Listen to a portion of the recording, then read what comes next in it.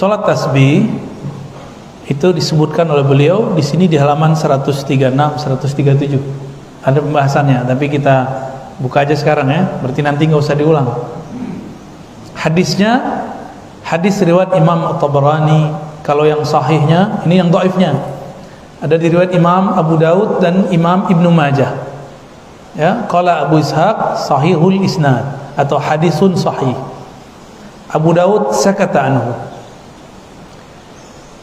Dulu ada ulama di Saudi itu bilang salat tasbih bid'ah karena yang dia pakai hadis Tabrani, hadis dhaif.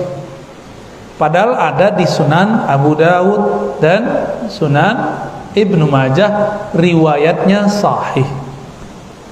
Di situ disebutkan ya, di riwayat Imam Al-Hakim Al-Baihaqi ada tambahan. Ya. In istata'ta an tusalliha fi kulli yawmin faf'al. Jika kamu sanggup melakukannya setiap hari, lakukan. Atau fi kulli jum'atin faf'al, atau sekali sejumat, sekali seminggu, atau sekali sebulan, atau sekali setahun, atau sekali seumur hidup. Berarti ini perlu ada keberkahan. Di Tangerang, daerah mana namanya, Pasar Kemis itu apa? Itu ada kiai namanya Rafiuddin. Dulu mantan pemburu hantu, punya pesantren orang-orang gila. Orang gila dipungut sama dia. Amalan beliau adalah sholat tasbih. Ya, itu daerah Tangerang. Saya pernah berkunjung ke beliau. Ternyata beliau pernah berguru juga beberapa saat kepada Said Muhammad Alawi Al-Maliki. Jadi kita mimpi Said Muhammad pakai baju kebesaran beliau, pakai serban, terus pakai khirqah untuk hijau. Saya mikir, wah, kenapa saya mimpi Said Muhammad ini jelas sekali. Ternyata besok datang mantunya kiai ini ngundang maulid. Biasanya saya kalau dadakan nggak mau datang, tapi ini kok tarikannya kuat. Tanpa saya sadari saya mengatakan, baik, berangkatlah kita besoknya. Sampai di sana, pas pengajian, saya noleh ke bawah. Hah? Ngelihat ada orang berpakaian persis seperti Said Muhammad. Saya tanya, Pak Kiai, muridnya Said Muhammad ya? Dia kaget juga. Loh, kok ente tahu? Saya sebutkanlah, malam sebelumnya saya bermimpi, saya melihat Said Muhammad. Nah, barangkali itu tanda mahabbah, karena ruh itu dengan ruh selalu bertemu. Kadang lewat mimpi, kadang lewat dalam sadar. Ya, bagi kita mimpi ini tanda mubasyarat. Dalam hadis Imam Muslim, itu bagian dari kabar gembira di akhir zaman. Nah, silakan diamalkan Bu ya, sholat tasbih. Terus yang kedua tentang yakinnya. Oh, hadis kullu mauludin yuladu alal fitrah, itu hadis sahih. Setiap anak terlahir dalam keadaan fitrah. Mahiyal fitrah? Apa yang disebut fitrah? Ma tubi'at alaihil maulud, tabiat dasar yang mana orang baru lahir itu dibawa. Kalau dia sudah kena doktrin, sudah kena kecerita, dia nggak fitrah lagi. Contoh, anak-anak ngobrol sama mereka, menurut kamu Tuhan di mana? Tuhan meliputi alam, Tuhan di atas langit. Itu anak-anak debat tuh. Lah kok ada ustadz nanya tentang Allah di mana ke anaknya? Bagi dia itu fitrah. Padahal si anak sudah nonton TV, atau kalau nggak nonton TV sudah dengar orang cerita, berarti sudah nggak fitrah. Fitrah itu dasar.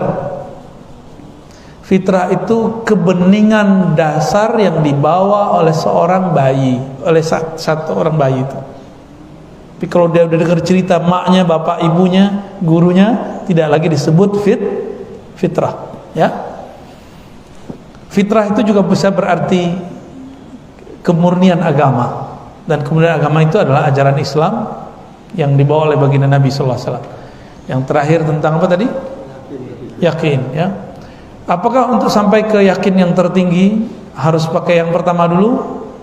Enggak. Abu Bakar langsung al-yakin, makanya dia menjadi siddiq.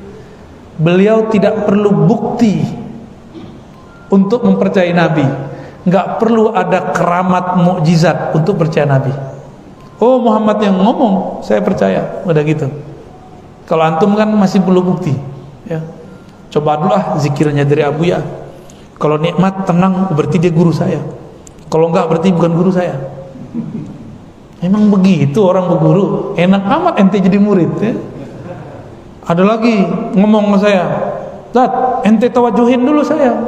Ente zikirkan dulu saya. Kalau saya connect, saya berguru kepada Anda." Ada yang ngomong begitu.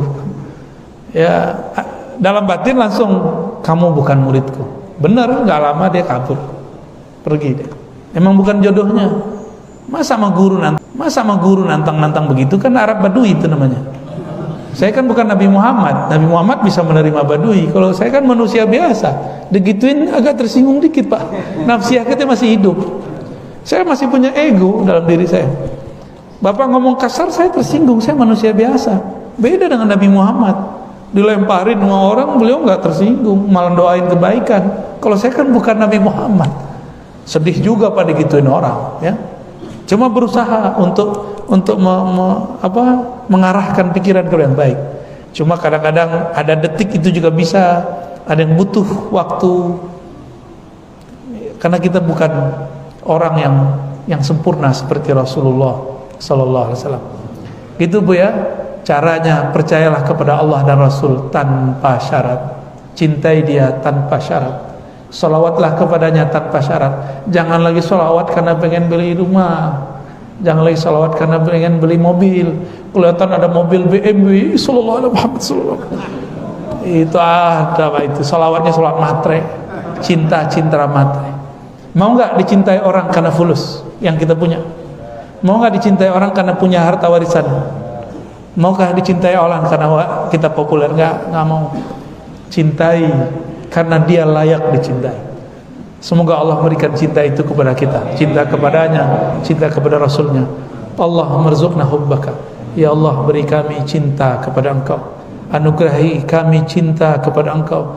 Cinta ini lebih kuat, lebih dahsyat daripada kami mencintai diri kami sendiri, lebih dahsyat, lebih hebat daripada kami mencintai harta kami, keluarga kami, atau apapun yang Engkau berikan kepada kami.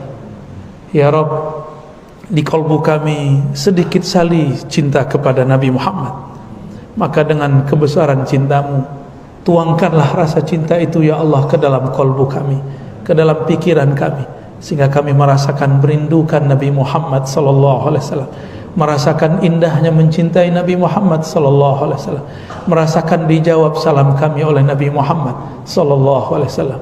Assalatu wassalamu alaika sayyidana ya Rasulullah. Salam atas engkau wahai baginda Rasul. Terimalah salam kami, maafkanlah kami karena kami kurang mengikuti sunnahmu. Ya Allah ya Rahman ya Rahim, ij'al lahu maqaman mahmuda. Berikanlah maqam yang mahmud, maqam yang terpuji kepada baginda Nabi Muhammad sallallahu alaihi wasallam. Waj'alna tahta liwa'ihi liwa'il hamdi yaumal qiyamah. Jadikan kami di bawah bendera panji-panji hamadnya panji Nabi Muhammad nanti pada hari kiamat. Allahumma asturna bistiqal jamil. Ya Allah, aib kami banyak, dosa kami banyak, namun cahayamu, sifat-sifat keindahanmu dapat menutupi semua aib kami. Fasturna bijamalik, maka tutupilah kami dengan keindahan sifat-sifatmu. Hapuslah kebusukan rohani kami, tutuplah semua kesalahan-kesalahan kami. Rabbana atina fid dunya hasanah wa fil akhirati hasanah wa qina adzabannar. Ya Allah, berikan kami kebahagiaan di dunia, di akhirat, zahir dan batin, bagi kami, guru-guru kami, orang tua kami, keluarga kami, anak-anak kami, dan semua yang hadir pada pagi ini. Wassallallahu ala sayyidina Muhammad walhamdulillahirabbil alamin. Assalamualaikum warahmatullahi wabarakatuh.